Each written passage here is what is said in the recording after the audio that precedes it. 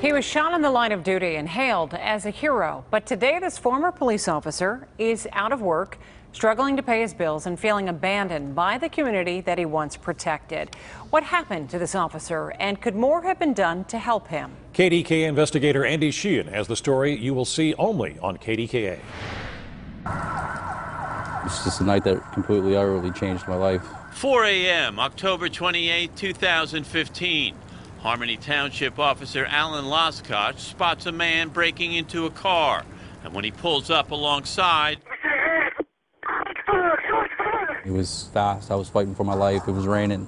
Bullets were flying past my head. My drink is exploding in my eyes. And I could smell the gunfire. I could smell it. I have an officer down. Need officer down. I give you units down here now. Loskoch takes a bullet to the chest, saved only by his Kevlar vest. But his trauma doesn't end there. Despite being shot in the line of duty and hailed for his heroism, 2 years later, Loskoch is no longer a cop. He finds himself nearly broke, without medical care, and suffering from post-traumatic stress. It's pretty tough. It's just tough. I'm a police officer. I came to this job, did my job every day, was highly decorated, treated people right. I just feel that maybe I got the short end of the stick. After the shooting, Loskoch hurried back to the job he loved, projecting an image of strength.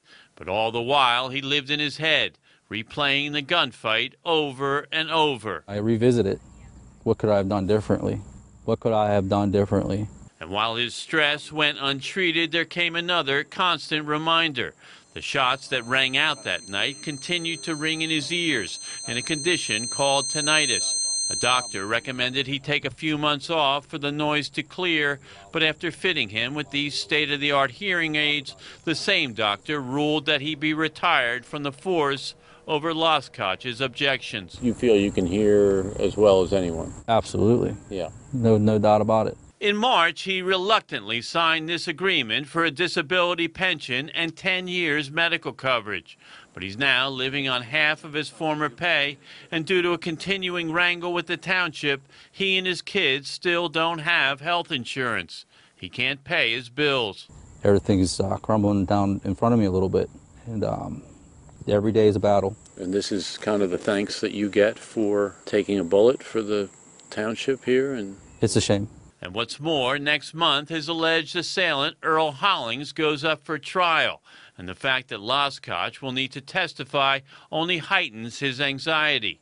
Still, he feels that if he can get the proper treatment for his PTSD and have his hearing cleared, he could someday return to being a police officer. I wish I was back in with my buddies, working the beats and doing the thing I loved and serving the community.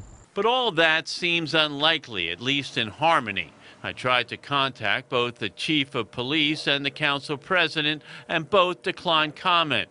The solicitor, Richard Start, did the same, except to say this: we did everything within our power to assist him and attempted to serve any need he made us aware of.